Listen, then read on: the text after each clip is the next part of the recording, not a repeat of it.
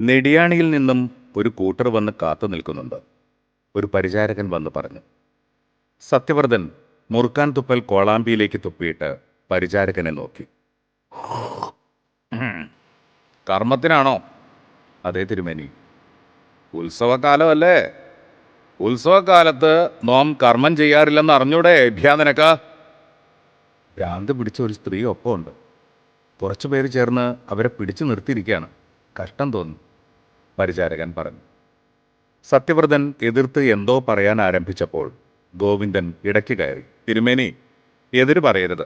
കാരണം ഇപ്പോൾ അങ്ങ് ഇവരെ തിരിച്ചയച്ചാൽ അവർ നേരെ പോകുന്നത് ആ ഭരതൻ്റെ അടുക്കലേക്കാവും. അയാൾ ഇവരെ ചികിത്സിച്ച് രോഗം മാറ്റിയാൽ പിന്നെ അങ്ങ് ഈ നാട്ടിലൊന്നും അല്ലാതാവും. ഇപ്പോൾ തന്നെ അയാൾ ഈ നാട്ടുകാർക്ക് ദിവ്യനാ. ഈ സാഹചര്യം സൂക്ഷിച്ച് കൈകാര്യം ചെയ്യണമെന്നാണ് അടിയൻ്റെ പഴമനസ്സിൽ തോന്നുന്നത്. ഗോവിന്ദൻ പറയുന്നത് കേട്ട് സത്യവ്രതൻ ഏതാനും നിമിഷം തല കുമ്പിട്ട് ചിന്തിച്ചു. പിന്നെ അയാൾ പരിചാരകനോട് പറഞ്ഞു, അവരോട് വടക്കിനിയിലെ കളരിയിലേക്ക് ചെല്ലാൻ പറയേ. ശുദ്ധവും വൃത്തിയുള്ളവർ മാത്രം അവിടെ കയറിയാൽ മതിയെന്ന് പറയണം. പിണിയാൾക്ക് പ്രശ്നമല്ല. ശരി അമ്പ്ര. പരിചാരകൻ പോയി കഴിഞ്ഞപ്പോൾ സത്യവ്രതൻ ഗോവിന്ദനെ നോക്കി. അപ്പോ നോം പറഞ്ഞത് നീ മറക്കണ്ട കോയിന്ന. ആ വരത്തനെയും കൂട്ടരെയും കെട്ടിക്കണം ഇവിടുന്ന്. പൊയ്ക്കോ. ഗോവിന്ദൻ താണു തൊഴുതിട്ട് നടന്ന് നീങ്ങാൻ തുടങ്ങിയപ്പോൾ സത്യവ്രതന്റെ ഉത്തരവ് വന്നു. കോയിന്ന് നിൽക്കുക. ഇപ്പോൾ വന്നിരിക്കുന്ന കൂട്ടരുടെ ഒഴിവ് നോക്കിയിട്ട് വൈകിട്ടത്തോടെ വരത്തനെ കണ്ടോളൂ. ശരി തിരുമേനി. എന്നാ പോയി വേണ്ടത് ചെയ്തോളൂ. ഗോവിന്ദൻ പോയി. സത്യവ്രതൻ ഏതാനും വിനാഴികകൾ കൂടി വെറ്റിലമുറുക്കിന്റെ ആലസ്യം ആസ്വദിച്ച് ചാരുകസേരയിൽ ചാഞ്ഞുകിടന്നു. ആ നേരത്തൊക്കെയും അയാളുടെ കുടില ബുദ്ധിയിൽ പുതിയ സൂത്രങ്ങൾ വിരിയുകയായിരുന്നു. അന്നേക്ക് പകൽ സൂര്യൻ ഉച്ചസ്ഥായിയിലെത്തിയ നേരം. യമണ്ടകാലം കൂടിയപ്പോൾ സത്യവ്രതൻ നമ്പൂതിരി ഇല്ലക്കുളത്തിൽ മുങ്ങിക്കുളിച്ച് ചുവന്ന പട്ടുടുത്ത് നിലവറയിൽ കയറി. ഇല്ലത്തെ തേവാരദേവതയായ രക്തേശ്വരി കുടിയിരിക്കുന്ന നിലവറയാണ്.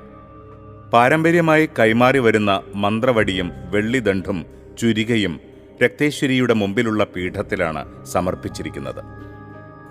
ഇലഞ്ഞിക്കുറിശി മനയിലെ ഇപ്പോഴത്തെ കാരണവരായ മഹാമാന്ത്രികനായ സത്യവ്രതൻ നമ്പൂതിരി നിലവറയിൽ കയറി വാതിലടച്ചു. രക്തേശ്വരിക്ക് ത്രിമധുരം നേദിച്ച് ഒരു നാഴിക നേരം മൂലമന്ത്രം ചൊല്ലി. വിഗ്രഹത്തിന് മുന്നിലെ നെയ്വിളക്കുകൾ ഉഗ്രജ്വാലയോടെ കത്തിയെരിഞ്ഞു. ദശാംഗത്തിൻ്റെയും നറുനെയ്യിൻ്റെയും ഗന്ധം നിലവറയിൽ നിറഞ്ഞു. പിന്നെ രക്തേശ്വരിയുടെ ശക്തി ആവാഹിച്ച മന്ത്രവടി ഭക്തിയോടെ കയ്യിലെടുത്തു. സ്വർണം കെട്ടിയ ചൂരലാണത്. അതയാൾ ലംബമായി പിടിച്ച് നെറുകയിൽ മുട്ടിച്ച് പ്രാർത്ഥിച്ചു. ഇപ്പോഴയാളുടെ നയനങ്ങൾ ചുവന്നു തിളങ്ങി. ഉഗ്രരൂപിയായ മാന്ത്രികമൂർത്തി അയാളിൽ ചേക്കേറിയിരിക്കുന്നു. അയാൾ നിലവറ തുറന്ന് വടക്കിനിക്കളരിയിലേക്ക് അതിവേഗം നടന്നു. പോകുന്ന വഴിയിൽ ആളുകളെ മാറ്റി നിർത്താൻ ഗോവിന്ദനും പരിചാരകരും മുമ്പേ നടന്ന് വഴി തെളിച്ചു. മന്ത്രവടിയും കയ്യിലേന്തി ചെമ്പട്ടുടുത്തു വരുന്ന മാന്ത്രികനെ കണ്ട് വടക്കിനിക്കളരിയിലെത്തിയവർ ഭയഭക്തിയോടെ എഴുന്നേറ്റ് മാറി നിന്നു.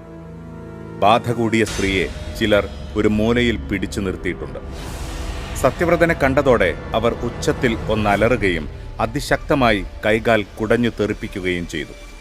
അപ്പോൾ ആ സ്ത്രീക്ക് 10 ആളുകളുടെ ശക്തിയുണ്ടായിരുന്നു എന്ന് വ്യക്തം. അടങ്ങ് നീ! സത്യവ്രതൻ മന്ത്രവടി ചൂണ്ടി ഉച്ചത്തിൽ പറഞ്ഞു. സ്ത്രീ ഒന്ന് മുരണ്ടു. ഇതിനോടകം തന്നെ പരിചാരകർ 64 ഗണ്ഡം മന്ത്രക്കളവും ഹോമകുണ്ഠവും ഒരുക്കി ചുറ്റും 16 നിലവിളക്കുകൾ കൊളുത്തിയിരുന്നു. മേലെ കുരുത്തോല കെട്ടി താഴെ നെൽപ്പറയിൽ കവുങ്ങിൻ പൂക്കുല കുത്തി നിർത്തിയിരുന്നു. ഗോവിന്ദൻ കവടിപ്പലകയുടെ പിന്നിലിരുന്നു. നവഗ്രഹങ്ങളെ ധ്യാനിച്ച് കവടിയൊഴിഞ്ഞുവെച്ചു. സത്യവ്രതൻ നമ്പൂതിരി ആവണിപ്പലക വലിച്ചിട്ടിരുന്ന് ഒന്നാമത്തെ വിളക്കിന് മുന്നിൽ ദർഭകൂർച്ചം വെച്ച് ഉടയാടയും മുല്ലമാലയും ചാർത്തി ഉപാസനമൂർത്തിയെ ആവാഹിച്ചു. സജലഘന സമാഭം ഭീമദംഷ്ട്രാം ത്രിനേത്രം ഭുജഗദധരമഘോരം രക്തവസ്ത്രാംഗധാരം പരശുഡമരുഗഡ്ഗാൻ ഖേടകം ബാണചാപേ ത്രിശിക നരകപാലെ വിഭ്രതം ഭാവയാമി. മന്ത്രധ്വനി വടക്കിനിക്കളരിയിൽ മുഴങ്ങിയതോടെ പിണിയാളായ സ്ത്രീ ഉഗ്രമായി അലറിക്കൊണ്ട് കുതറി. സത്യവ്രതൻ നമ്പൂതിരി അവളെ രൂക്ഷമായി ഒന്ന് നോക്കി. 35 പിന്നിട്ട ഒരു യുവതിയാണത്. മുമ്പ് സൗന്ദര്യം തികഞ്ഞവളും ലക്ഷണയുക്തമായ ശരീര സൗന്ദര്യമുള്ളവളുമായിരുന്നുവെന്ന് വ്യക്തം. അരയിൽ ഒരു ഒറ്റമുണ്ടും മാറിൽ റൗക്കയുമുണ്ട്. ബാധയുടെ ആവേശം അവളിൽ പ്രകടമാകുന്നതുകൊണ്ട് ആ ശക്തിയുടെ ഉഗ്രരൂപമാണ് അവളിൽ ദർശിക്കാൻ കഴിയുന്നത്. സത്യവ്രതൻ ഏതാനും ചെത്തിപ്പൂക്കളെടുത്ത് മന്ത്രം ജപിച്ച് കളത്തിന് നടുവിലേക്കെറിഞ്ഞു. അരിപ്പൊടിയും മഞ്ഞൾപ്പൊടിയും കരിപ്പൊടിയും കൊണ്ട് വരച്ച മന്ത്രക്കളമാണത്. അവളെ കളത്തിലേക്കിരുത്തുക, സത്യവ്രതൻ ആജ്ഞാപിച്ചു. 5-6 പേർ ചേർന്ന് അവളെ പിടിച്ചിട്ടും നിയന്ത്രിക്കാനായില്ല. അവൾ കളത്തിലേക്ക് വരാൻ തയ്യാറായില്ല. വരില്ല ഞാൻ, എന്നെ തടുക്കാൻ നീ നോക്കണ്ട. അവൾ ബലം പിടിച്ചു നിന്നു. സത്യവ്രതൻ എഴുന്നേറ്റ് ചെന്നു. 90 ദിവസം കഴിഞ്ഞല്ലോ കൂടിയിട്ട്, അയാൾ കൂടെയുണ്ടായിരുന്ന ആളോട് ചോദിച്ചു. അതറിയില്ല തിരുമേനി, ഇളകി തുടങ്ങിയിട്ട് ഇന്നേക്ക് 9-ാം ദിവസം. മാറൂന്ന് കരുതി കാത്തിരുന്നു. അങ്ങനെ വെറുതെ മാറണ സാധനമല്ല ഇത്. സത്യവ്രതൻ അവളെ തറപ്പിച്ചു നോക്കിക്കൊണ്ട് സ്വർണം കെട്ടിയ ആ ചൂരൽ വടി അവളുടെ മൂർധാവിൽ തൊട്ടു. മിന്നലേറ്റ പോലെ അവളൊന്ന് പിടയുകയും അലറുകയും ചെയ്തു. ആരാണ് നീയ്? സത്യവ്രതൻ ശാന്തനായി ചോദിച്ചു. ദമയന്തി, അവൾ മുരണ്ടു. സത്യവ്രതൻ കൂടെയുള്ളവരെ നോക്കി. അതിവളുടെ പേരാണ്, കൂടെയുള്ളവർ പറഞ്ഞു. ഇവളുടെ പേരല്ല, നിന്റെ പേരാ ചോദിച്ചത്.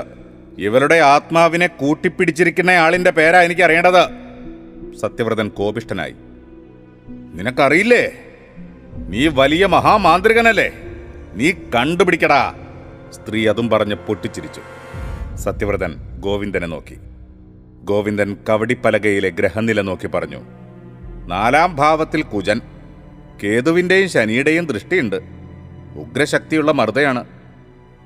തുളുത്തി മറുത, സത്യവ്രതൻ പൊടുന്നനെ പറഞ്ഞു. അത് കേട്ടതോടെ സ്ത്രീയുടെ ഭാവം മാറി. അവൾ ഉഗ്രതയോടെ അലറി. കണ്ടുപിടിച്ചല്ലേ നീയ്? സത്യവ്രതൻ ചിരിച്ചു. നീ കളത്തിലിരിക്കുന്നോ അതോ ഞാൻ ഇരുത്തണോ? നീ ഇരുത്തേണ്ടി വരും. എന്നാ പിന്നെ നിന്നെ ഞാൻ ഇരുത്താൻ തുളുത്തി. സത്യവ്രതൻ മന്ത്രവടി ഉയർത്തി രക്തേശ്വരിയെ ധ്യാനിച്ചു. ദംഷ്ട്രാം കരാളവദനാം ധൃതമുണ്ഡമാലാം രക്താംബരാഭരണമാല്യ വിലേപനാഢ്യാം സിംഹസ്ഥിതാം രുധിരസാഗരമധ്യസംസ്ഥ മംബം കരാളകരവാളധൃതാം നമാമി. സത്യവ്രതൻ മന്ത്രദണ്ഡ് അന്തരീക്ഷത്തിൽ പ്രത്യേക താളത്തിൽ ചുഴറ്റി. ദേഹം ചുട്ടുപൊള്ളുന്നത് പോലെ യുവതി അലറിക്കൊണ്ട് തുള്ളാൻ തുടങ്ങി. മതി മതി മതിയായേ. അവൾ ഓടി വന്ന് കളത്തിലിരുന്നു. സത്യവ്രതൻ ഒരു ഹുങ്കാര ശബ്ദമുണ്ടാക്കിക്കൊണ്ട് അവളുടെ നെറുകയിൽ ഭസ്മമെറിഞ്ഞു. എന്താ നീ വന്നത്? ഇവളെ കൊണ്ടുപോകാൻ.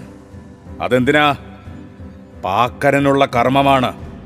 യുവതി അത് പറഞ്ഞപ്പോൾ സത്യവ്രതൻ ചുറ്റും നിൽക്കുന്നവരോടായി ചോദിച്ചു. ആരാ പാക്കരൻ? ഇവളുടെ കെട്ടിയോനാണ്. അത് ശരി. അയാൾ വീണ്ടും യുവതിയുടെ നേരെ തിരിഞ്ഞു. ആരാ നിന്നെ അയച്ചേ? പറയില്ല. പറയണം.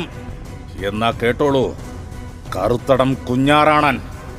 ആ ക്ടാത്തനോ? അവൻ ആർക്ക് വേണ്ടിയാ ഈ പണി ചെയ്തേ? ഹൈമിക്ക് വേണ്ടി.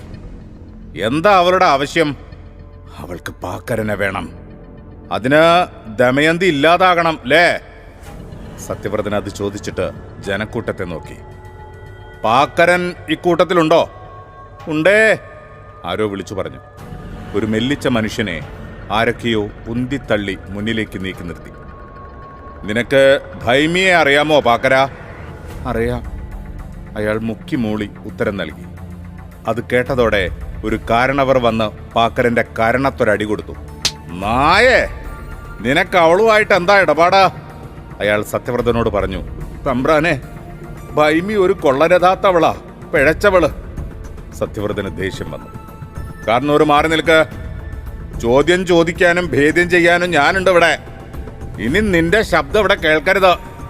അത് കേട്ടതോടെ കാർന്നോര് പിന്നിലേക്ക് മാറി. പാക്കരൻ ഇവിടെ കൈകെട്ടി നിൽക്കണം.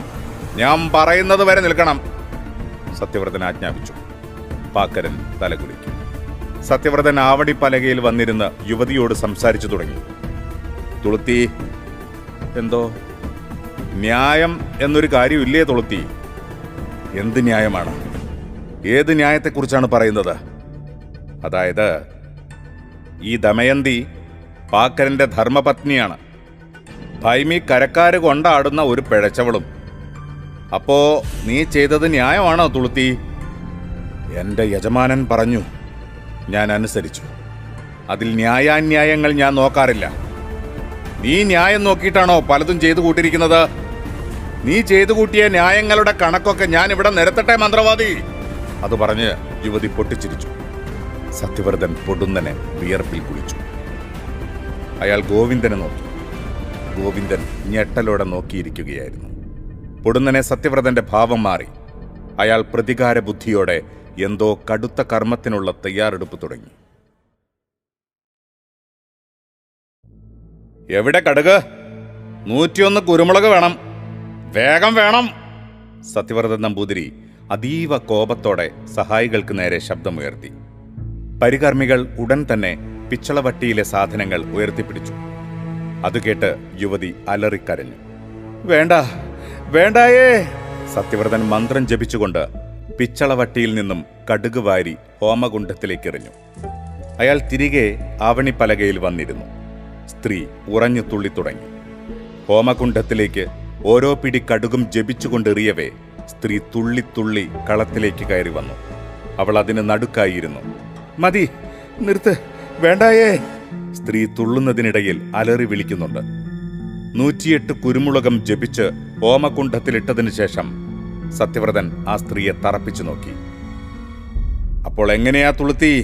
പോകാല്ലേ? സ്ത്രീ ഹുങ്കാരത്തോടെ മൂളി.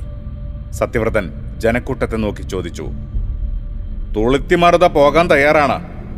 ഞാൻ ബന്ധിക്കുന്നില്ല. പകരം ഭൈമിയിലേക്ക് വിട്ടേക്കട്ടെ. ഇന്നേ 7-ാം പക്കം തുളുത്തി ഭൈമിയിൽ കൂടും. അവൾക്ക് ഭ്രാന്ത് പിടിക്കും. എന്താ വേണ്ടേ? അങ്ങനെ തന്നെ വേണം. ഈ ദമയന്തിയെ ദ്രോഹിച്ചവളല്ലേ? ചിലർ വിളിച്ചു പറഞ്ഞു. എന്താടോ പാക്കര തന്റെ അഭിപ്രായം? സത്യവ്രതൻ കൈകെട്ടി നിൽക്കുന്ന പാക്കരനോട് ചോദിച്ചു. പാക്കരൻ തല താഴ്ത്തി. സത്യവ്രതൻ ഒന്ന് മൂളി. എന്നിട്ട് പിന്നിലേക്ക് കൈകെട്ടി. കോൽപ്പന്തം. പരികർമ്മി കോൽപ്പന്തം കത്തിച്ചു കൊടുത്തു. സത്യവ്രതൻ ജ്വലിക്കുന്ന കോൽപ്പന്തം സ്ത്രീയുടെ നേരെ നീട്ടിയിട്ട് അതിലേക്ക് തെള്ളിപ്പൊടി വാരിയെറിഞ്ഞു. ഭീമാകാരമായ ഒരു തീജ്വാല പെരുകിയുയർന്ന് അണഞ്ഞു. അതിൽ ഒരു മൂർത്തിയുടെ അലറുന്ന മുഖം തെളിഞ്ഞുവോ. സ്ത്രീ ഒരാർത്തനാദത്തോടെ പിന്നിലേക്ക് മറിഞ്ഞു വീണു. അവരുടെ ബോധം മറഞ്ഞു. പുറത്തെ തൊടിയിൽ തെങ്ങിൽ നിന്ന് ഒരു പച്ചമടൽ വലിയ ശബ്ദത്തോടെ നിലംപൊത്തി. തുളുത്തിമറുത പോയി. ഇനി ദമയന്തിയുടെ മുഖത്ത് കുറച്ച് വെള്ളം തളിക്കൂ ആരെങ്കിലും, സത്യവ്രതൻ ആജ്ഞാപിച്ചു. സ്ത്രീയുടെ മുഖത്ത് ചിലർ വെള്ളം തളിച്ച് ഉണർത്തി. അവർ ഉറക്കത്തിൽ നിന്നും എഴുന്നേറ്റ് വന്ന പോലെ സാധാരണ നിലയിലായിരുന്നു. ആളുകൾ അത്ഭുതപ്പെട്ടു. ഗോവിന്ദൻ സത്യവ്രതനെ നോക്കി ബഹുമാനത്തോടെ വിജയമുദ്ര കാണിച്ചു. സത്യവ്രതന്റെ മുഖം അഭിമാനപൂരിതമായിരുന്നു. തന്നെ വെല്ലാൻ ഈ നെടുമ്പാലയിൽ മറ്റാരുമില്ല എന്ന ആത്മവിശ്വാസവും അഹങ്കാരവും ആ മുഖത്ത് പ്രകടമായിരുന്നു. അന്ന് ഉത്സവത്തിരക്ക് വർദ്ധിക്കുന്നതിന് മുൻപ് ഗോവിന്ദൻ ഹുസൈൻ റാവുത്തറുടെ കൂടാരം സന്ദർശിച്ചു. ഉച്ചമയക്കത്തിന് ശേഷമുള്ള ആലസ്യത്തിൽ കൂടാരത്തിനകത്ത് നിലത്ത് വിരിച്ചിട്ടിരുന്ന ചീനപ്പട്ട് തടുക്കുകളിൽ ചാഞ്ഞുകിടന്ന് സൊറ പറഞ്ഞ് വിശ്രമിക്കുകയായിരുന്നു ഹുസൈൻ റാവുത്തറും ചങ്ങാതിമാരും. സ്വർണം പോലെ തിളങ്ങുന്ന നീളൻ പിച്ചളപാത്രവും കുഴലുമുള്ള ഹുക്കയിൽ നിന്നും ഗൊണ്ടൂർ പുകയിലയുടെ സുഗന്ധം ആ കൂടാരത്തിലെങ്ങും വ്യാപിച്ചിരുന്നു. ഗോവിന്ദനെ ഒരു പരിചാരകൻ അകത്തേക്ക് കൂട്ടിക്കൊണ്ടുവന്നു. ഹുക്കയുടെ സുഗന്ധം ഗോവിന്ദൻ ഒരു മാത്ര കണ്ണടച്ചാസ്വദിച്ചു. ഉക്കാര് ഗോവിന്ദ. ഹുസൈൻ റാവുത്തർ ഇത്തവണ അങ്ങനെയാണ് ഗോവിന്ദനെ അഭിസംബോധന ചെയ്തത്. അദ്ദേഹം തടുക്കിൽ ചാഞ്ഞു കിടന്നതേയുള്ളൂ. എഴുന്നേൽക്കാനോ വണങ്ങാനോ തയ്യാറായില്ല. പക്ഷെ ഹുക്കയുടെ സുഗന്ധത്തിൽ നിർവൃതി കൊണ്ടുനിന്ന ഗോവിന്ദൻ അതൊന്നും ശ്രദ്ധിച്ചതേയില്ല. ഗോവിന്ദൻ ഹുസൈൻ റാവുത്തറുടെ അരികിലായി തടുക്കിലിരുന്നു. ഗോവിന്ദനുക്ക് എങ്കൽ മധുരൈ തേനീർ കൊടുങ്ങൾ, ഹുസൈൻ റാവുത്തർ ഒരു പരിചാരകനോട് നിർദ്ദേശിച്ചു. പെട്ടെന്ന് തന്നെ നീളൻ കഴുത്തുള്ള പേർഷ്യൻ സ്ഫടിക കൂജയുമായി ഒരാൾ വന്നു. അയാൾ കൂജയിൽ നിന്നും ഒരു സ്ഫടിക കോപ്പയിലേക്ക് വിശേഷപ്പെട്ട മധുരൈ ചായ പകർന്നു. ചായക്കോപ്പ റാവുത്തർ കയ്യിലെടുത്തുകൊണ്ട് ഗോവിന്ദന് നേരെ നീട്ടിക്കൊണ്ട് ചോദിച്ചു, എന്നാ വിഷയം ഗോവിന്ദ? ചായക്കപ്പ് വാങ്ങി ഒന്ന് മുത്തിയിട്ട് ഗോവിന്ദൻ ഗൗരവത്തിലായി. റാവുത്തറെ, തമ്പ്രാൻ തിരുമേനി പറഞ്ഞിട്ട് വന്നതാണ് ഞാൻ. എന്നാ വിഷയം? കാര്യങ്ങൾ ഗുരുതരമാണ്. തമ്പ്രാൻ തിരുമേനിക്ക് തറവാടക കൂടുതൽ വേണമെന്നാണ് പറയുന്നത്. അത് കേട്ട് ഹുസൈൻ റാവുത്തർ ഒന്നിളകിയിരുന്നു. അദ്ദേഹം അത് പ്രതീക്ഷിച്ചിരുന്നത് പോലെ ശിലംബരശനെ നോക്കി കണ്ണിറുക്കി. അദ്ദേഹം ഗോവിന്ദനോട് ചോദിച്ചു, അത് തവരല്ലവാ എന്ന് ചോദിച്ചാൽ ഞാനെന്ത് പറയാനാ? തിരുമേനി പറയാൻ ആവശ്യപ്പെട്ട എനിക്ക് കാര്യം പറഞ്ഞല്ലേ പറ്റൂ റാവുത്തറെ. സത്യത്തിൽ സത്യവ്രതൻ നമ്പൂതിരി ഗോവിന്ദനോട് പറഞ്ഞത് അവരെ അവിടെ നിന്ന് മാറ്റിയോടിക്കാനാണ്. ഗോവിന്ദൻ അത് പറഞ്ഞില്ല എന്ന് മാത്രം. മുന്നരേ തീരുമാനിക്കപ്പെട്ട വാർത്തയെ മാറുന്നത് ശരിയാ. എന്തായാലും റാവുത്തർ തിരുമേനി ഒന്ന് കാണും. ഞാൻ റാവുത്തരുടെ പക്ഷം പറഞ്ഞ് കൂടെ നിൽക്കാം. അത് പറഞ്ഞിട്ട് ഗോവിന്ദൻ ഹുക്കയെ നോക്കി. റാവുത്തർക്ക് കാര്യം മനസ്സിലായി. ശിലംബരശൻ വെള്ളിച്ചെല്ലം എടുത്തുകൊണ്ടുവന്നു. ഹുസൈൻ റാവുത്തർ ചെല്ലം തുറന്ന് ചില ചൂർണങ്ങളും തൈലവും ഹുക്കയുടെ പുകയില എരിയുന്ന അറയിലിട്ട് കൊടുത്തു. എന്നിട്ട് ഹുക്കയുടെ കുഴൽ ഗോവിന്ദന് കൊടുത്തു. ഗോവിന്ദന് സന്തോഷമായി. അയാൾ അത് ആർത്തിയോടെ വലിച്ചു തുടങ്ങി. സിരകളെ ലഹരി പിടിപ്പിക്കുന്ന ഉന്മത്തമായ ഗന്ധം അവിടെ വ്യാപിച്ചു. ഹുസൈൻ റാവുത്തറും ശിലംബരശനും ഗോവിന്ദന്റെ ചെയ്തികളെ ചെറുചിരിയോടെ നോക്കിയിരുന്നു. 3-4 വട്ടം അയാളത് വലിച്ചപ്പോഴേക്കും ഹുസൈൻ റാവുത്തർ തന്ത്രപൂർവം ഹുക്കയുടെ കുഴൽ വാങ്ങി മാറ്റിവെച്ചു. അതിനോടകം തന്നെ ഗോവിന്ദൻ മറ്റേതോ ലോകത്തായി. അയാൾ അവിടെ ചാഞ്ഞു വീണ് കിടന്നു. ഗോവിന്ദൻ കൊഞ്ച നേരെ എങ്കേ പടുക്കട്ടും, ഹുസൈൻ റാവുത്തർ പറഞ്ഞുകൊണ്ട് എഴുന്നേറ്റു. അദ്ദേഹം കൂടാരത്തിന് പുറത്തിറങ്ങി ശിലംബരശനോടും കലൈപ്പാണ്ടി തേവരോടും കൂടി ഗൗരവമേറിയ ചർച്ച തുടങ്ങി. ഹുസൈൻ റാവുത്തർ പറഞ്ഞു, നാങ്കു നാടുകൾക്ക് പിറകു കോവില് തിരുവിഴ നിരൈവിളകരുത്. അതൻ പിറകും നമുക്കിങ്ക ഇരിക്ക വേണ്ട. ഗോവിന്ദൻ വന്നത് നല്ലത്. വിഷയങ്ങളെ വിരിവാക വിവാദിക്ക വേണ്ടും. അന്ത തമ്പാന് സമ്മതിപ്പാന്? ശിലംബരശൻ സംശയം പ്രകടിപ്പിച്ചു. സമ്മതിക്കും, ഹുസൈൻ റാവുത്തർ ചിരിച്ചു. വൈകുന്നേരമായി. ഉത്സവ തിരക്കേറി. മനക്കൽ നിന്നും സത്യവ്രതൻ നമ്പൂതിരി കുളിയും തേവാരവും നേരത്തെ കടിച്ച് കാവിലേക്ക് പുറപ്പെടാൻ ഒരുങ്ങി നിൽക്കുകയാണ്. എവിടെ ഗോവിന്ദൻ? ഇവിടെ എങ്ങും കാണാനില്ല തമ്പ്ര, പരിചാരകൻ പറഞ്ഞു. അവനെ ആ വരത്തം മേത്തമാരുടെ അടുത്തേക്ക് പറഞ്ഞു വിട്ടതാണല്ലോ. ഒരു കാര്യം പറയാൻ ഇത്രയും നേരം എന്തിനാ? അവന്റെ ഭാര്യ സുധാമണിയോട് ചോദിക്ക. അതും പറഞ്ഞ് സത്യവ്രതൻ ചാരുകസേരയിൽ ചാരിക്കിടന്ന് പനയോല കൊണ്ടുള്ള വിശറി കൊണ്ട് വീശി തുടങ്ങി. പരിചാരകൻ തെക്ക് പുറത്തേക്ക് ഓടി. മീനച്ചൂട് കുറയുന്നില്ലല്ലോ ഭഗവതി, സത്യവ്രതൻ സ്വയം പറഞ്ഞു. തെക്കോട്ട് പോയവൻ അതിശീഘ്രം തിരികെ വന്നു. കോയിന്തൻ തമ്പ്രാൻ അവിടെ ഇല്ല. കോയിന്തൻ തമ്പ്രാൻ, സത്യവ്രതൻ പുച്ഛത്തോടെ പിറുപിറുത്തു. എടോ ഏഭ്യ, ആ തെണ്ടിപ്പരിശ വരത്തൻ തമിഴന്മാരുടെ കൂട്ടത്തിലുണ്ടോന്ന് നീ ചെന്ന് ചോദിക്കുക. ഗോവിന്ദനെ പരിചാരകൻ തമ്പ്രാനെന്ന് വിളിച്ചതിലെ അമർഷം കൂടി സത്യവ്രതൻ ആ ആജ്ഞയിൽ തീർത്തു. പരിചാരകൻ പൂരപ്പറമ്പിലേക്ക് ഓടി. രുധിരകാളിക്കാവും പൂരപ്പറമ്പും ഇതിനോടകം ജനനിബിഡമായി കഴിഞ്ഞു. ഇനി 4 നാളുകൾ മാത്രമേ ബാക്കിയുള്ളൂ ഉത്സവം തീരാൻ. ഹുസൈൻ റാവുത്തരുടെ വാണിഭശാലകളിൽ ജനങ്ങൾ നിറഞ്ഞു കവിഞ്ഞു. ആളുകൾ പഴയ വെള്ളി കൊടുത്ത് പുതിയ ചിത്രപ്പണികളുള്ള വെള്ളി ആഭരണങ്ങൾ വാങ്ങുന്ന തിരക്കിലാണ്. അതീവ വശ്യമായ ഒരു അന്തരീക്ഷം ചമച്ചുകൊണ്ട് ഏതോ സുഗന്ധധൂമം അവിടെ വ്യാപിച്ചിരുന്നു. ജനക്കൂട്ടത്തെ വകഞ്ഞുമാറ്റി സത്യവ്രതന്റെ പരിചാരകൻ അവിടേക്ക് വന്നു.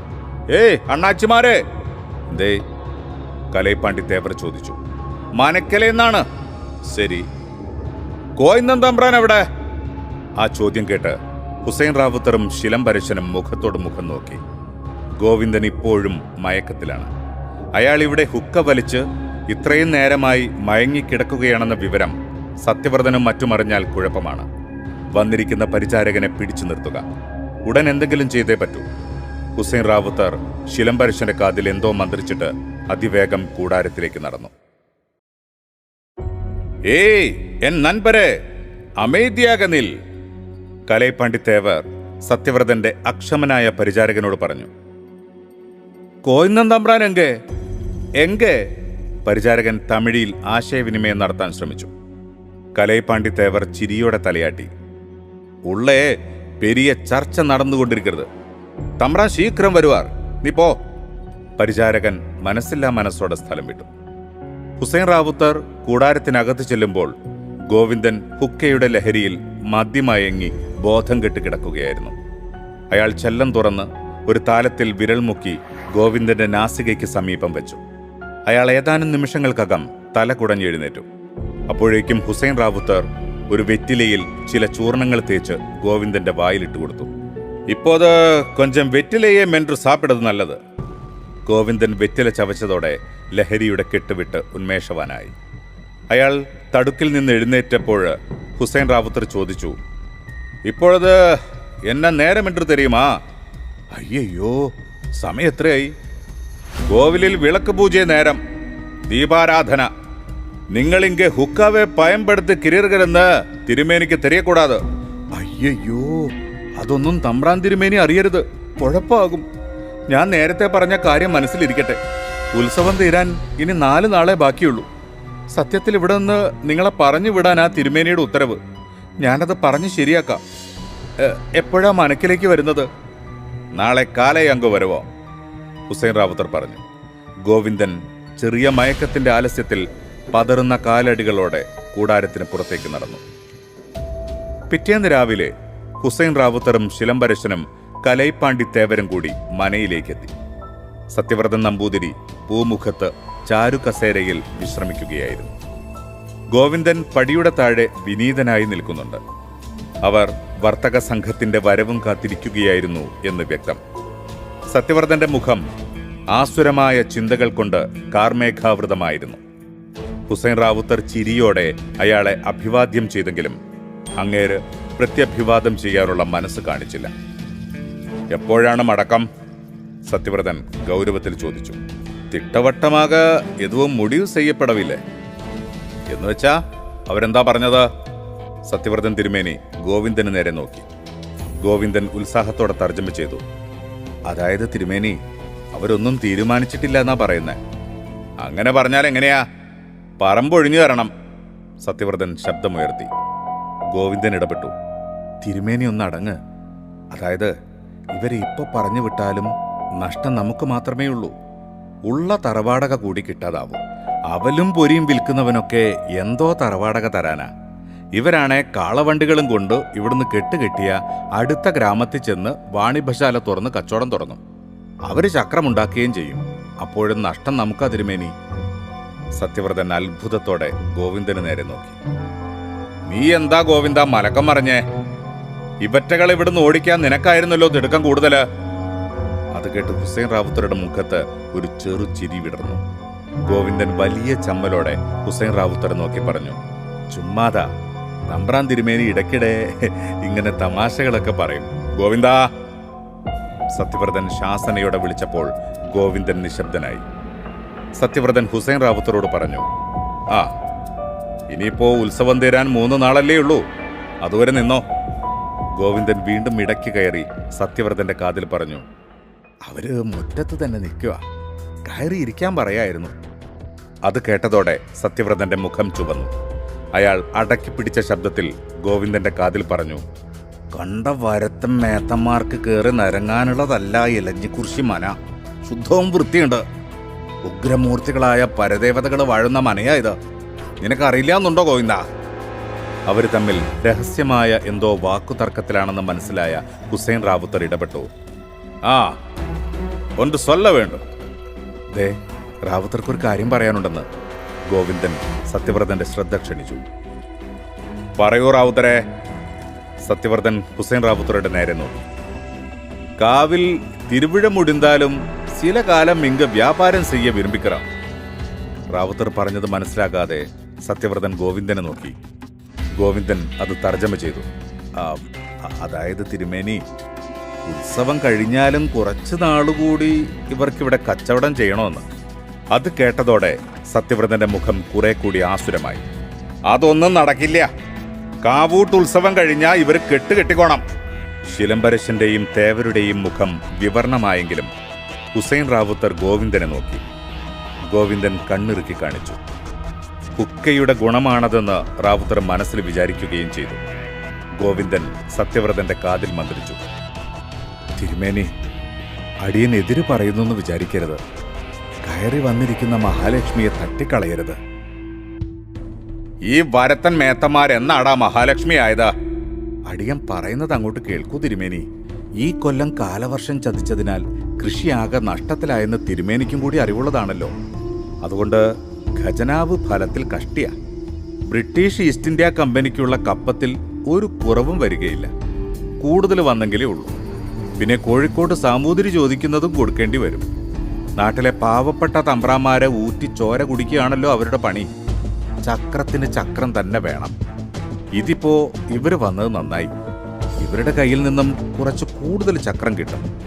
കാര്യങ്ങളൊക്കെ നടന്നും കിട്ടും. തിരുമേനി ഇരുന്നൊന്ന് ആലോചിക്കും. ഗോവിന്ദൻ ആ ദീർഘഭാഷണത്തിന് ശേഷം ഹുസൈൻ റാവുത്തറുടെ അടുത്തേക്ക് ചെന്നു. നിങ്ങൾ പേടിക്കേണ്ട റാവുത്തറെ, ഞാൻ കാര്യം പറഞ്ഞ് മനസ്സിലാക്കിയിട്ടുണ്ട്. തിരുമേനി സമ്മതിച്ചോളും. പൊടുന്നനെ 8 ദിക്കും പൊട്ടുമാറുച്ചത്തിൽ സത്യവ്രതന്റെ അലർച്ച കേട്ടു. ഇതൊന്നും ഇവിടെ നടക്കില്ല. കാവൂട്ട് കഴിഞ്ഞാൽ എല്ലാം കെട്ടിക്കൊള്ളാം. അതുവരെ അനുവാദം തന്നത് നമ്മുടെ ദയാണ് എന്ന് ഓർത്തോളുക.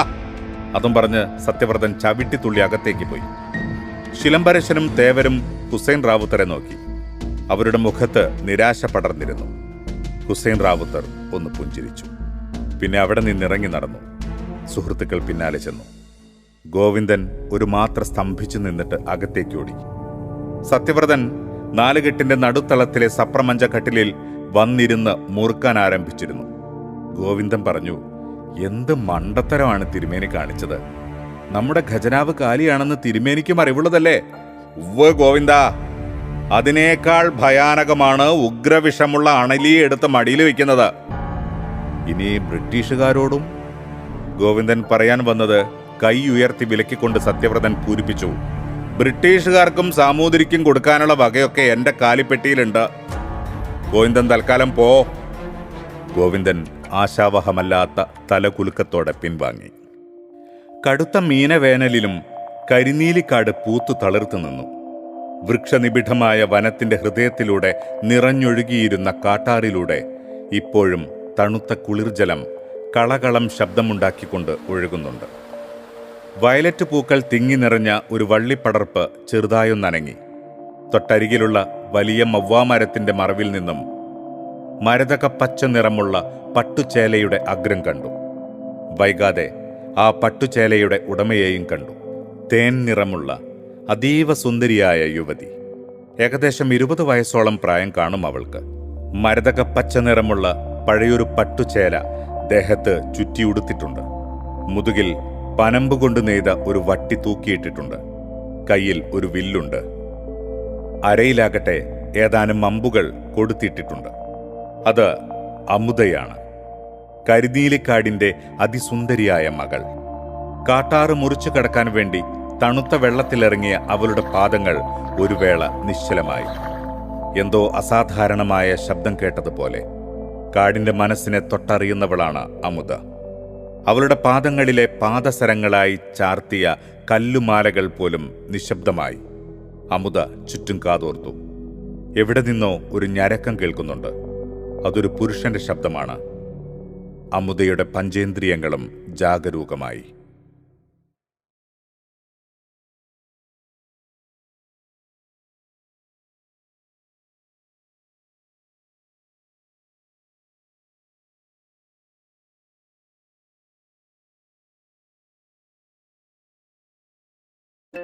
കരിനീലിക്കാടിന്റെ ഇരുൾ പടർത്തിയ വന്യതയിൽ എവിടെയാണ് ആ ശബ്ദം കേട്ടതെന്ന് അമുദയ്ക്ക് കൃത്യമായി മനസ്സിലായില്ല.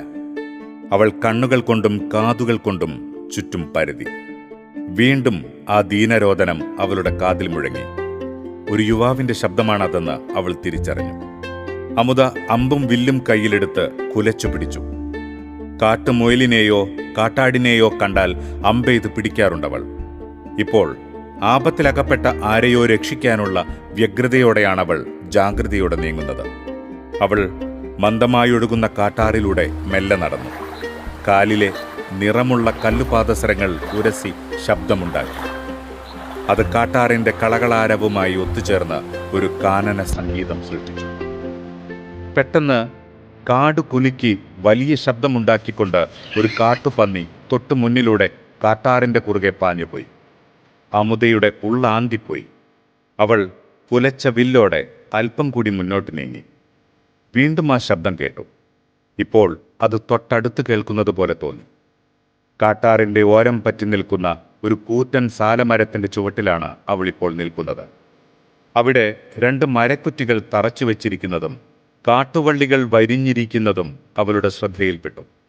അതിനോടൊപ്പം നിൽക്കുന്ന എരിക്കിൻ ചെടിയിലേക്ക് എന്തോ തുള്ളിയായി മുകളിൽ നിന്നും ചെറു ശബ്ദത്തോടെ പതിക്കുന്നുണ്ട്. അവൾ അടുത്ത് ചെന്ന് നോക്കി. ചുവന്ന ദ്രാവകം, രക്തത്തുള്ളികളാണത്. അവൾ ഞെട്ടലോടെ മുകളിലേക്ക് നോക്കി. ഉള്ളിൽ ഒരു നടുക്കമുണ്ടായി. തല കീഴായി തൂങ്ങിക്കിടക്കുന്ന ഒരു രൂപം. കാലിൽ കാട്ടുവള്ളി കുടുങ്ങിയിട്ടുണ്ട്. കാനനവാസികൾ പന്നിയെ പിടിക്കാൻ ഒരുക്കിയിരുന്ന കെണിയിൽ വീണ ഏതോ ഹതഭാഗ്യനാണ്. അമുദ അയാളെ അല്പം മാറി നിന്ന് സൂക്ഷിച്ചു നോക്കി. ഒരു യുവാവാണ്. ജീവനുണ്ടോ ആവോ? അവൾ ശങ്കിച്ചുകൊണ്ട് വിളിച്ചു, ഏയ്! ആ വിളി കേട്ട യുവാവ് കിടന്ന കിടപ്പിൽ ഒന്ന് പുളഞ്ഞു. ജീവനുണ്ട്, അമുദ ആശ്വസിച്ചു. തല കീഴായി തൂങ്ങിക്കിടക്കുന്നതുകൊണ്ട് അയാൾക്ക് താഴെയുള്ളതൊന്നും കാണാൻ വയ്യ. അയാൾ ഒന്ന് നിലവിളിച്ചു, അയ്യോ, എന്നെ രക്ഷിക്കണേ! ചുമ്മാ കാറിക്കൂവിയിട്ട് കാര്യമൊന്നുമില്ല, എന്തെങ്കിലും ചെയ്യാൻ പറ്റുമെന്ന് ഞാനൊന്ന് നോക്കട്ടെ. അമുദ അത് പറഞ്ഞിട്ട് മുകളിലേക്ക് നോക്കി. ഉയരമുള്ള മരമാണ്. അതിൽ നല്ല ഉയരത്തിലാണ് കാട്ടുവള്ളിയിൽ അയാൾ തല കീഴായി കിടക്കുന്നത്. അമ്പെയ്ത് വള്ളി മുറിക്കാമെന്ന് വെച്ചാൽ അയാൾ താഴെ വീണ് കഴുത്തൊടിയും. മാത്രമല്ല, എന്തോ പരിക്കും അയാൾക്ക് പറ്റിയിട്ടുണ്ട്. തുള്ളിത്തുള്ളിയായി ചോര വീഴുന്നുണ്ട്. അമുദ എളിയിൽ നിന്നും ഒരു കഠാര ഊരിയെടുത്ത് സമീപത്തു നിന്ന് കുറെ കൂടി കാട്ടുവള്ളികൾ ശേഖരിച്ചു. അതെല്ലാം കൂട്ടിക്കെട്ടി ചുരുട്ടിയെടുത്തു. പിന്നെ പട്ടുചേല മാടിയുടുത്ത് മരത്തിലേക്ക് കയറി. വ്യാസമേറിയ ആ സാലമരത്തെ അമുദ അനായാസം കീഴടക്കി. അവൾ അയാളുടെ മുഖം കാണുന്ന ഉയരമെത്തിയപ്പോൾ ഒരു നിമിഷം നിന്നു. ഏയ്! അയാൾ തലചുറ്റും ചലിപ്പിച്ചു നോക്കി. ഇവിടെ നോക്കൂ. സാലമരത്തിന്റെ തായ്തടിയിൽ പറ്റിപ്പിടിച്ചു നിൽക്കുന്ന സുന്ദരിയായ അമുദയെ കണ്ട് ആ യുവാവിന്റെ കണ്ണുകളിൽ വിസ്മയം ജനിച്ചു.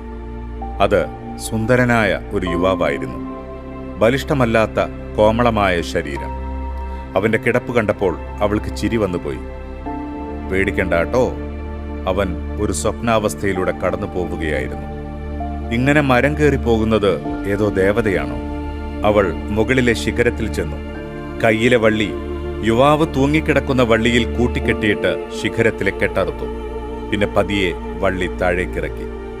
അയാൾ താഴെ ചെന്ന് നിലത്തോട് ചേർന്ന് സുരക്ഷിതമായി കിടന്നു. അമുദ മരത്തിൽ നിന്നും താഴെ എത്തിയപ്പോഴേക്കും അവൻ കാലിലെ കെട്ടഴിച്ചിരുന്നു. അവളെ കണ്ട് അവൻ അത്ഭുതത്തോടെ നോക്കി. ഇത്രയും സൗന്ദര്യമുള്ള ഒരു പെണ്ണിനെ അവൻ ആദ്യമായാണ് കാണുന്നത്. അവന്റെ നോട്ടം അവൾക്കിഷ്ടപ്പെട്ടില്ല. ഇങ്ങനെ മിഴിച്ചു നോക്കാൻ മാത്രം നിങ്ങൾ ഇതിനു മുമ്പ് പെണ്ണുങ്ങളെ കണ്ടിട്ടില്ലേ? അവൾ അതീവ ഗൗരവത്തിൽ ചോദിച്ചു. അവൻ പരുങ്ങലോടെ തല താഴ്ത്തി. അവൻ ഭയന്നത് കണ്ട് അവൻ കാണാതെ ചുണ്ട് കടിച്ച് ശബ്ദമില്ലാതെ ചിരിച്ചു. നന്നായി ചോര വരുന്നുണ്ടല്ലോ, അവൾ ചോദിച്ചു. അവൻ മുറിവ് കാണിച്ചു കൊടുത്തു.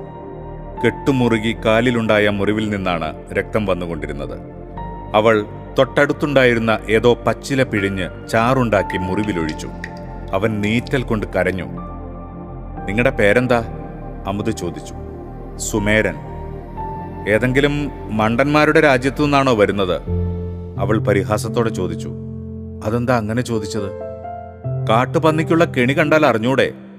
അത് പിന്നെ എനിക്കറിയാവോ ഈ കാട്ടിൽ ഇങ്ങനെ കെണി ഉണ്ടാക്കി വെക്കുമെന്ന്? അപ്പോ കരടിയോ പുലിയോ വന്നാൽ നിങ്ങൾ അവരോടും ചോദിക്കുവോ നിങ്ങൾക്കിവിടെ എന്താ കാര്യമെന്ന്? അവനൊന്നും മിണ്ടാത്ത തല താഴ്ത്തി. മണ്ടനാണല്ലേ? അവൾ പിന്നെയും പരിഹസിച്ചു. അവൻ അവളെ നോക്കി. എന്നിട്ട് പറഞ്ഞു, എന്റെ ജീവൻ രക്ഷിച്ച ആളായിപ്പോയി അല്ലേൽ? ആ ഓർമ്മ എപ്പോഴും വേണം കേട്ടോ. അവൾ ചിരിച്ചു. അവൾ ചിരിക്കുന്നത് അവൻ ആദ്യമായി കണ്ടു. ആ മനോഹരമായ ചിരി കണ്ട് അവളുടെ മുഖത്തേക്ക് തന്നെ അവൻ നോക്കിയിരുന്നു. അത് കണ്ട് അവൾ കഠാരയെടുത്ത് അതിന്റെ മൂർച്ചയുള്ള ഭാഗത്ത് വിരലോടിച്ചുകൊണ്ട് പറഞ്ഞു, ഞാൻ പതിവായി കാട്ടാടിന്റെ കഴുത്തറക്കുന്ന കത്തിയായത്. അവൻ പേടിയോടെ പെട്ടെന്ന് നോട്ടം പിൻവലിച്ചു. അവൾ ശബ്ദത്തോടെ ചിരിച്ചു. ഞാൻ ചുമ്മാ പറഞ്ഞതാട്ടോ. അമുദ പച്ചമരുന്ന് പുരട്ടിയ അവന്റെ കാലിലെ മുറിവിലേക്ക് നോക്കി. ഇപ്പൊ വേദനയുണ്ടോ?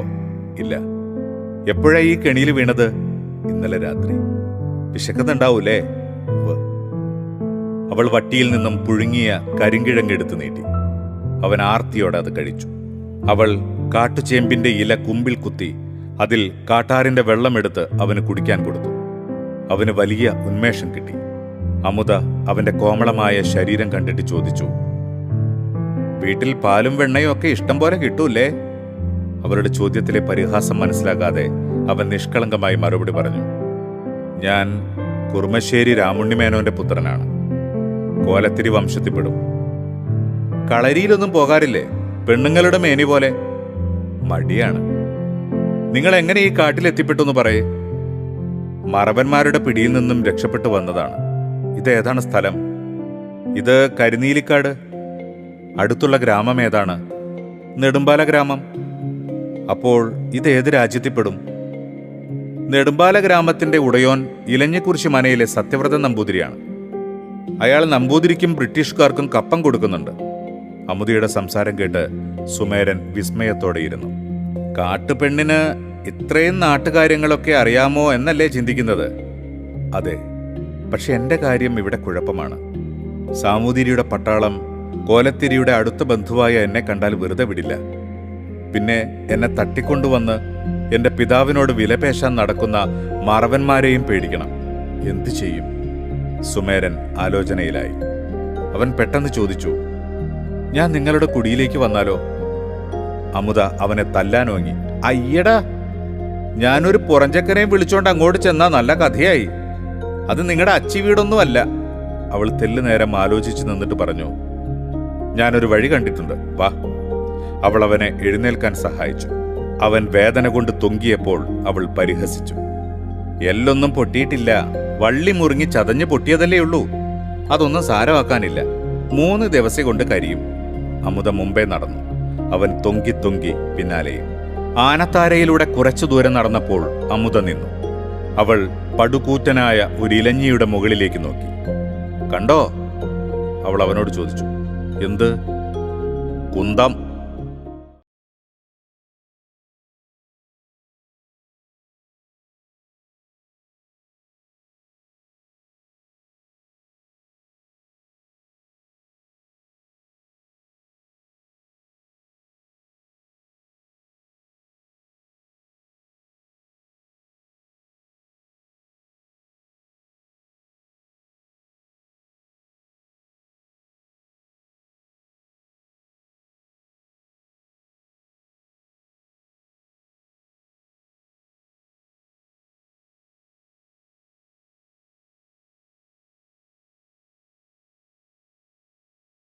ആടാൻ തുടങ്ങി. പന്നിക്കെണിയിൽ തല കീഴായി കിടന്നതിന്റെ ഓർമ്മ അവനിൽ ഉണർന്നു. അവൻ കരയാൻ തുടങ്ങി. അമുത അത് കണ്ട് ചിരിച്ചു. ഇയാൾ ഭയങ്കര പേടിത്തൊണ്ടനാണല്ലേ? നിങ്ങളുടെ സാമൂതിരി പിടിച്ചുകൊണ്ടുപോയിട്ട് എന്ത് ചെയ്യാനാ? ഒന്ന് പോ പെണ്ണേ, ഇവിടെ ഉയര ആകാശത്ത് കിടന്ന് ആടുന്നു. അപ്പോഴാ ഒരു തമാശ. സുമേരൻ വഴക്ക് പറഞ്ഞു. അവൻ ഒരു വിധത്തിൽ മുകളിലെത്തി. അമുത അവനെ കൈപിടിച്ച് വീതിയേറിയ ആ മരക്കൊമ്പിലേക്ക് കയറ്റി. അപ്പോഴാണ് അവൻ ആ കാഴ്ച കാണുന്നത്. മനോഹരമായ ഒരു ഏറുമാടം ആ ഇലഞ്ഞു മരത്തിന്റെ ഇലച്ചാരത്തിനുള്ളിൽ പണിതു വെച്ചിട്ടുണ്ട്.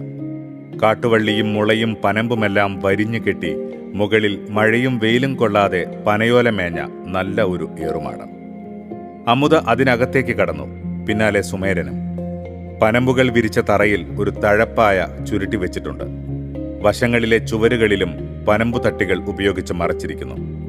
4 വശത്തും പുറത്തേക്ക് തുറക്കാവുന്ന ചെറുജാലകങ്ങളും കൂടിയായപ്പോൾ ഒരാൾക്ക് ആരുമറിയാതെ സുരക്ഷിതമായി പാർക്കാനൊരിടമായി. സുമേരന് അത് നന്നായി ഇഷ്ടപ്പെട്ടു. അവൻ ചോദിച്ചു, ഇതെന്തിനു വേണ്ടിയുള്ളതാണ്? അമുത ദൂരേക്ക് കൈ ചൂണ്ടി. അവിടെ ഞങ്ങൾക്ക് കൃഷിയുണ്ട്. അവിടുത്തെ കൃഷി നശിപ്പിക്കാൻ ആനകൾ വരുന്നത് ഇതിന്റെ താഴെയുള്ള താര വഴിയാണ്. ആനത്താര കണ്ടതല്ലേ? രാത്രിയും പകലും ഇവിടെ ആളുകൾ മാറി മാറി കാവലിരിക്കും. ഇതുവഴി ആന വരുമ്പോ ഓടിച്ചുവിടും. അപ്പോ ഇന്ന് കാവൽക്കാർ വരില്ലേ? ഇല്ല, ഇപ്പോ വിളവെടുപ്പ് കഴിഞ്ഞതിനാൽ കാവലൊന്നുമില്ല. ഇനി കൃഷി തുടങ്ങിയാലേ ഉള്ളൂ. കാലിലെ മുറിവും ഭേദമാവുന്നത് വരെ ഇവിടെ വിശ്രമിച്ചോളൂ. തിന്നാനും കുടിക്കാനും ഉള്ളത് ഞാൻ കൊണ്ടുവന്ന് തരാം. ബുദ്ധിമുട്ടാവില്ലേ? നല്ല ബുദ്ധിമുട്ടാണ്. പക്ഷെ നിങ്ങൾ നാട്ടുവാസികൾക്കില്ലാത്തൊരു സംഗതി ഞങ്ങൾക്കുണ്ട്. അതെന്താണെന്നറിയാമോ? മനുഷ്യത്വം. ഞാൻ പോകുവാണേ. അതും പറഞ്ഞ് അമുത വള്ളി ഗോവണി ഇറങ്ങിപ്പോയി. സുമേരൻ അവൾ പോകുന്നത് നോക്കി നിന്നു. അവൻ അല്പനേരം ഏറുമാടത്തിന്റെ തറയിലിരുന്നു. എന്നിട്ട് അരയിൽ മുറുക്കി കെട്ടിയിരുന്ന കസവ് വരെയുള്ള കറുത്ത പട്ടിന്റെ ഇടയിൽ നിന്നും ഒരു താളിയോല വലിച്ചെടുത്ത് വായിച്ചു നോക്കി. ആയുധവന്ന ഹരിതഗോലുസലു സിദ്ധരാഗിരി. അത് കന്നഡയായിരുന്നു.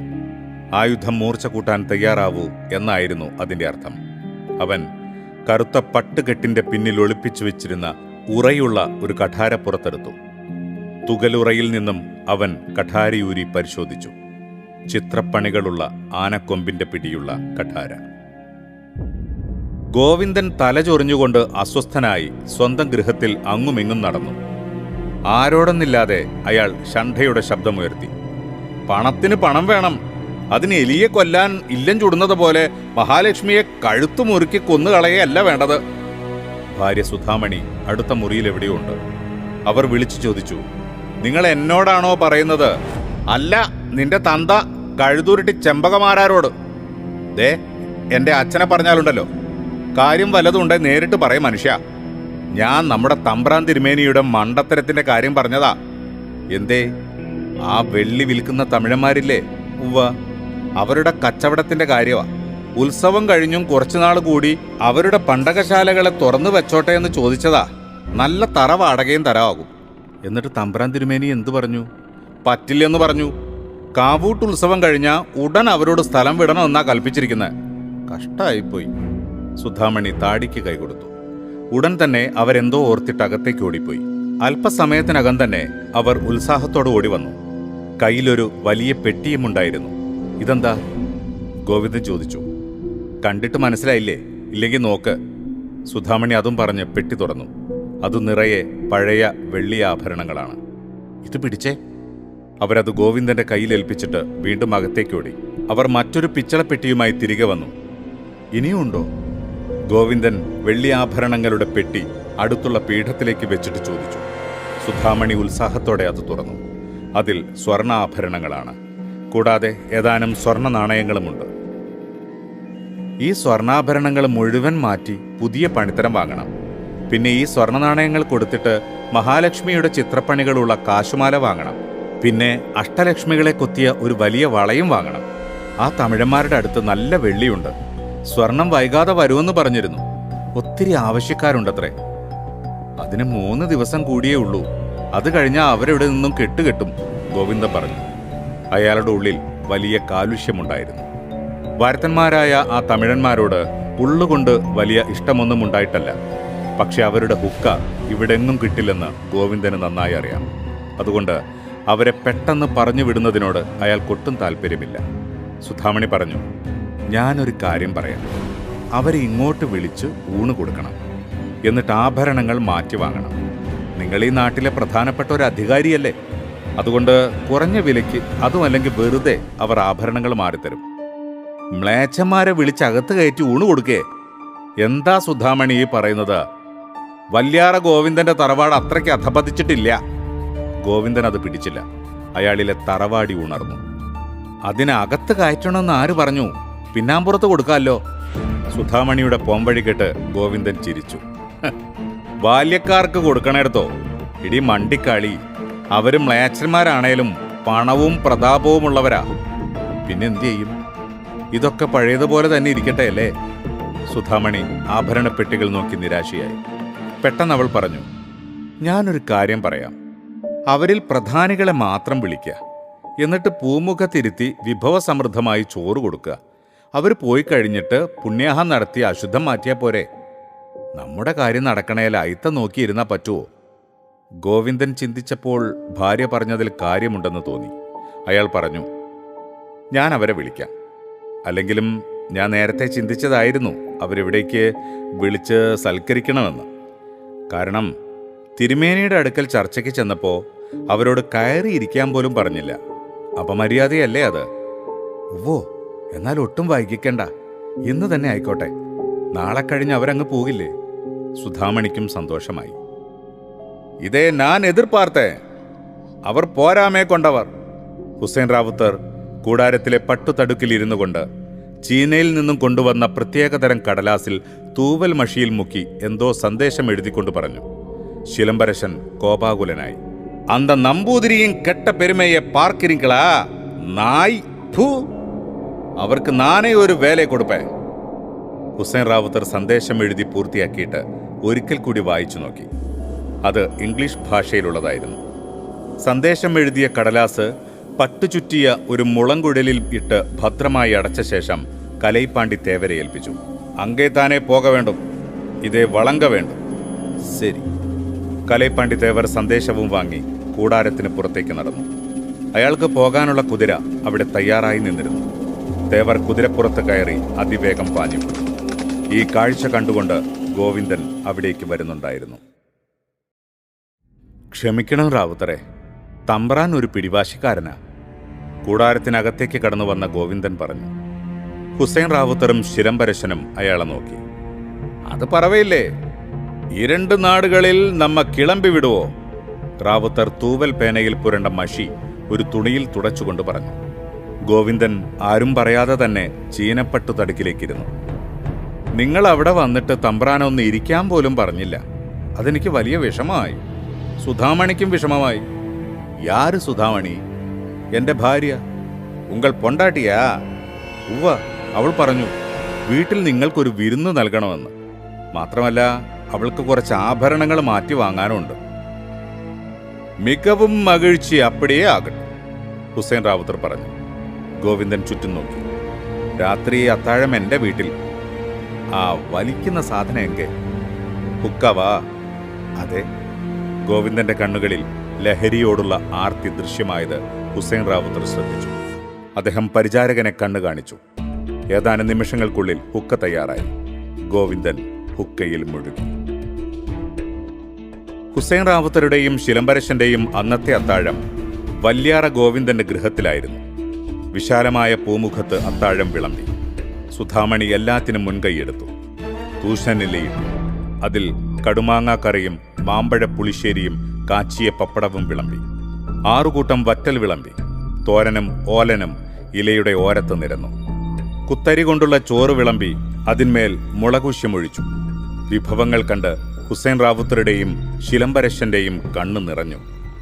മലബാർ ശൈലിയിലുള്ള അത്തരമൊരു സദ്യ അവർ മുമ്പ് കഴിച്ചിട്ടേയില്ലായിരുന്നു. തമിഴ്നാടൻ കറികളും മറ്റും അവിടെ വ്യാപകമാകുന്നുണ്ടെങ്കിലും അവർക്ക് വേണ്ടി മലനാടിന്റെ വിഭവങ്ങൾ മാത്രം വിളമ്പാൻ സുധാമണി പ്രത്യേകം ശ്രദ്ധിച്ചു. അവർ ചോദിച്ചു, ഒരാൾ കൂടി ഉണ്ടായിരുന്നല്ലോ, കലൈപ്പാണ്ടി തേവരാ? പേരറിയില്ല. ആ, അവൻ താൻ. തേവയും നിമിത്തം അവൻ നാട്ടുക്ക് സെൻട്രാ, ഹുസൈൻ റാവുത്തർ പറഞ്ഞു. ഗോവിന്ദൻ ഇടപെട്ടു. ഞാൻ അവിടേക്ക് വരുമ്പോ തേവര് കുതിരപ്പുറത്ത് കയറി പോകുന്നത് കണ്ടിരുന്നു. നാട്ടിലേക്കാ അല്ലേ? ആമാ. ഹുസൈൻ റാവുത്തറുടെ ആ ശബ്ദത്തിന് കുറച്ചു കൂടുതൽ കട്ടിയുണ്ടായിരുന്നു. ഭക്ഷണം കഴിക്കൂ, സുധാമണി വശ്യമായ ചിരിയോടെ പറഞ്ഞു. മധുരതരമായ ആ ശബ്ദം കേട്ടപ്പോൾ ഹുസൈൻ റാവുത്തർ അവളിലേക്കൊന്ന് കണ്ണു പായിച്ചു. പിന്നെ ഗോവിന്ദനെ ഒന്ന് നോക്കി. ഗോവിന്ദൻ അത് ശ്രദ്ധിച്ചില്ലായിരുന്നു. ഹുസൈൻ റാവുത്തറും ശിലംബരശനും ഊണ് കഴിക്കാൻ തുടങ്ങി. അനേത്ത് കറികളും മികവും നன்றாகிയിരിക്കും. ഇതേ നിങ്ങൾ സമയത്തിർക്കളാ? ഹുസൈൻ റാവുത്തർ സുധാമണിയോട് ചോദിച്ചു. അതെ. അവർ അടുത്തേക്ക് വന്ന് റാവുത്തർക്ക് തൊട്ടടുത്തായി നിന്നു. അപ്പോൾ സുധാമണി തലയിൽ ചൂടിയിരുന്ന മുല്ലപ്പൂവിന്റെ സൗരഭ്യം അദ്ദേഹത്തിന്റെ നാസാരന്ധ്രങ്ങളെ മത്തുപിടിപ്പിച്ചു. അവൾ കട്ടിക്കസവുള്ള ഒരു മുണ്ടുടുത്തിരുന്നു. മാർക്കച്ചയ്ക്ക് മീതെയായി ഒരു കസവ് നേരിയത് അണിഞ്ഞിരുന്നുവെങ്കിലും അവളുടെ കുചകംഭങ്ങളുടെ മനോഹാരിതയെ അത് അനാവരണം ചെയ്തിരുന്നു. ഈ കടുമാങ്ങക്കറി കുറച്ചുകൂടി വിളമ്പട്ടെ? ഇത് മലനാടിന്റെ മാത്രം സ്പെഷ്യലാണ്. അപ്പടിയാ? ആനാ കൊങ്കണിയിലിരുന്നും ഇതേ ഞാൻ പെട്ടിരിக்கிறேன், ഹുസൈൻ റാവുത്തർ കടുമാങ്ങക്കറി ആസ്വദിച്ചുകൊണ്ട് പറഞ്ഞു. ആവോ, അതൊന്നും എനിക്കറിയില്ല. സുധാമണി കുണുങ്ങിച്ചിരിച്ചു. അവൾ മനഃപൂർവ്വം അദ്ദേഹത്തിന്റെ ചുമലിൽ നഗ്നമായ ഉദരം കൊണ്ട് സ്പർശിച്ചു. ഹുസൈൻ റാവുത്തറുടെ ദേഹത്തു നിന്നും ഹൃദ്യമായ ചന്ദന തൈലത്തിന്റെ ഗന്ധം ഉയർന്നു പൊങ്ങുന്നത് അവൾ ആസ്വദിച്ചു. വശ്യമായ ആ സുഗന്ധത്തിൽ ലയിച്ചുകൊണ്ട് അവൾ അദ്ദേഹത്തോട് കൂടുതൽ ചേർന്ന് നിന്നു. സുധാമണി! ഒരാക്രോശം കേട്ടു. വിറയ്ക്കുന്ന ദേഹത്തോടെ ചുവന്ന കണ്ണുകളോടെ ഗോവിന്ദൻ നോക്കി നിൽക്കുന്നു.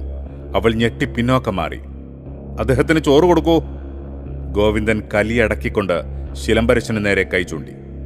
രംഗം വഷളാക്കാൻ അയാൾ ഉദ്ദേശിച്ചില്ല. സുധാമണിക്കുള്ള മറുപടി പിന്നീടാകാമെന്ന് കരുതി. ഹുസൈൻ റാവുത്തർ മനസ്സിലെന്തോ കുറിച്ചു വെച്ചുകൊണ്ട് കണ്ണുകൾ അടച്ചു. സ്വന്തം ഭാര്യ കൺമുന്നിൽ ഒരന്യപുരുഷനോട് മനസ്സുകൊണ്ടടുത്ത് പ്രേമപുരസ്സരം മുട്ടിയുരുമി നിൽക്കുന്നത് ഏത് ഭർത്താവാണ് സഹിക്കുക? അപ്പോൾ അന്യപുരുഷനാൽ ബലാൽ കീഴടക്കപ്പെടുന്ന സ്വന്തം പെണ്ണിന്റെ നിലവിളി കാതിൽ മുഴങ്ങുമ്പോൾ, അവളുടെ മാനം രക്ഷിക്കാൻ അവൾ സ്വയം വീറോടെ പൊരുതുമ്പോൾ, ജീവന്റെ നിലനിൽപ്പിനായി സ്വന്തം പുരുഷനെ വിളിച്ചു കേഴുമ്പോൾ ആണൊരുത്തന് സഹിക്കുമോ? കൈ കഴുകാൻ അദ്ദേഹത്തിന് വെള്ളം കൊടുക്കൂ. സുധാമണിയുടെ ശബ്ദം കേട്ടു. ഗോവിന്ദൻ അവളെ തറപ്പിച്ചൊന്ന് നോക്കിയിട്ട് കിണ്ടി കയ്യിലെടുത്ത് ഹുസൈൻ റാവുത്തറെ ക്ഷണിച്ചു.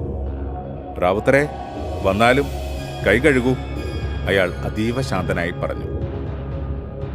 ഗോവിന്ദൻ കിണ്ടിയിലെ വെള്ളം ഇരുവർക്കും ഒഴിച്ചു കൊടുത്തു. കൈ കഴുകിയതിനു ശേഷം ഗോവിന്ദൻ അവരെ വടക്കിനിക്കോരായിലേക്ക് ആനയിച്ചു. സുധാമണി ആഭരണപ്പെട്ടികൾ കൊണ്ടുവന്നു വെച്ചു. അതിനു മുമ്പൊരു കാര്യം. ഹുസൈൻ റാവുത്തർ അരപ്പട്ടയിൽ നിന്നും ഒരു ചെറിയ കുപ്പിയെടുത്ത് സുധാമണിക്ക് നേരെ നീട്ടി. ഇത് ശുദ്ധமான சந்தன எண்ணெய். இந்த விருந்தை எங்களுக்கு வழங்கியதற்கு ഒരു സിരിയ പരിസു.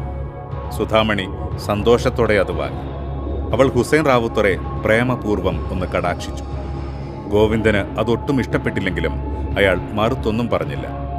ഹുസൈൻ റാവുത്തർ ആഭരണപ്പെട്ടികൾ തുറന്നു നോക്കി. വെള്ളി നാഗൈകളെ മാറ്റി പുതിയ നാഗൈകളെ വാങ്ങുവിർക്ക. ஆனால் തങ്ക നഗൈകളിൽ ഒരു ചെറിയ പ്രശ്നയുണ്ട്. അതെന്താ കാരണം? അന്ത കപ്പൽ നാളെ കോഴിക്കോട് തുറമുഖത്തെ വന്നടിയും. ஆனால் പിന്നാർ ഞങ്ങൾ ഇங்கே ഇരുന്ന് വെളിയുവോ? റാവുത്തർ ഹുസൈൻ അത് പറഞ്ഞതോടെ ഗോവിന്ദന്റെ മുഖം നിരാശയിലായി. സുധാമണി ഭർത്താവിനെ തോണ്ടി. എന്താ പറഞ്ഞത്? എനിക്ക് കൃത്യമായി മനസ്സിലായില്ല. ഗോവിന്ദൻ വിശദീകരിച്ചു. സ്വർണ്ണാഭരണങ്ങളുള്ള കപ്പൽ നാളെ കഴിഞ്ഞ് കോഴിക്കോട് തുറമുഖത്ത് വരും. പക്ഷെ അപ്പോഴേക്കും അവരിവിടെയൊന്നും പോകും അത്രേ. കഷ്ടമായിപ്പോയി. പോകരുതെന്ന് പറയൂ. നീ എന്താ കൊച്ചുകുട്ടികളെ പോലെ സംസാരിക്കുന്നത്? തിരുമേനിയുടെ കൽപ്പന അതാണ്. അവർക്കതനുസരിച്ചല്ലേ പറ്റൂ. ഗോവിന്ദൻ പറഞ്ഞത് കൃത്യമായി കേട്ട ഹുസൈൻ റാവുത്തർ പറഞ്ഞു. ആമാ, തിരുമേനി പറഞ്ഞത് അനുസരിക്കണം. സുധാമണി അത്ഭുതം കൂറി. മലയാളം പറഞ്ഞല്ലോ. റാവുത്തർ ചിരിച്ചു. ഒപ്പം സുധാമണിയും ചിരിച്ചു. ഭാര്യയുടെ ആവേശം കണ്ട് ഗോവിന്ദന് ദേഷ്യം വന്നെങ്കിലും അതയാൾ അടക്കി പിടിച്ചു. ഹുസൈൻ റാവുത്തറും ശിലംബരശനും പോകാനിറങ്ങി. ഇറങ്ങാൻ നേരം റാവുത്തർ പറഞ്ഞു, കാലയിലെ വാണികശാലയിൽ വന്ന ആഭരണങ്ങളെ മാറ്റി പുതിയ നെയ്കൈക കൊടുപ്പറാറുകൾ. ശരി, രാവിലെ വന്നോളാം, ഗോവിന്ദൻ പറഞ്ഞു. ഹുസൈൻ റാവുത്തറും ശിലംബരശനും പടിപ്പുര കടക്കാനായി നടക്കവേ രണ്ടുപേർ മുറ്റത്തേക്ക് വന്നു. ഗോവിന്ദ, അവരിൽ ആരോ ഉറക്കം വിളിച്ചു. ആരാടാ അത്? ആ വിളി ഗോവിന്ദൻ ഇഷ്ടപ്പെട്ടില്ല. അതും അതിഥികളുടെ മുന്നിൽ വെച്ച് തന്നെ കൊച്ചാക്കിയതുപോലെയായില്ലേ. എന്താടാ പനമണ്ണ രാമനെ നീ അറിയില്ലേ? ഓ, എന്താടാ രാമ എന്റെ മുറ്റത്ത് വന്ന് പതിവില്ലാത്ത വർത്തമാനം? തമ്പ്രാനോട് ചോദിക്കാതെ നീ വരത്തമാർക്ക് വിരുന്നു കൊടുത്തുവെന്ന് കേട്ടു. ആഗതരുടെ ആ വർത്തമാനം കേട്ട് പടിപ്പുരയിലേക്ക് നടന്ന ഹുസൈൻ റാവുത്തറും ശിലംബരശനും തിരിഞ്ഞു നിന്നു. ആഗതർ അത് കണ്ടു. അവരിൽ ഒരാൾ ഒച്ചയെടുത്തു. നിന്ന് ചുറ്റിത്തിരിയാതെ താവളത്തിലേക്ക് പോടാ. ചോരയും നീരുള്ള പെണ്ണുങ്ങളുള്ള സ്ഥലത്ത് കിടന്ന വരത്തമാരധികം വേണ്ട. അങ്ങനെ പറയാതെയാണ് ഹുസൈൻ റാവുത്തർ മലയാളത്തിൽ പറഞ്ഞുകൊണ്ട് മുന്നോട്ട് വന്നു. ആഗതൻ പരിഹസിച്ചു. പിന്നെ എങ്ങനെ പറയണമണ്ണാ? പിന്നെ അയാൾ ഗോവിന്ദന് നേരെ തിരിഞ്ഞു. ഡേ ഗോവിന്ദ, നീ വേഗം തിരുമേനിയെ പോയി കാണ്. വലിയ ദേഷ്യത്തിലാ. ഞങ്ങളും ദേഷ്യത്തിലാ അണ്ണാ, ഹുസൈൻ റാവുത്തർ പറഞ്ഞു. നീ അത്രയ്ക്കായോടാ വരത്താ? ആഗതൻ അദ്ദേഹത്തിന് നേരെ തിരിഞ്ഞതും റാവുത്തർ ചൂണ്ടുവിരലും നടുവിരലും പ്രത്യേക രീതിയിൽ പൂട്ടി അയാൾക്ക് നേരെ ഒന്ന് ചൂണ്ടി. അടിക്കാൻ കയ്യോങ്ങിയ അയാൾ ഞരങ്ങിയ നിലവിളിയോടെ അതേപടി നിന്നു. ചൂണ്ടുമർമ്മം. ഗോവിന്ദൻ അമ്പരപ്പോടെ നിന്നു.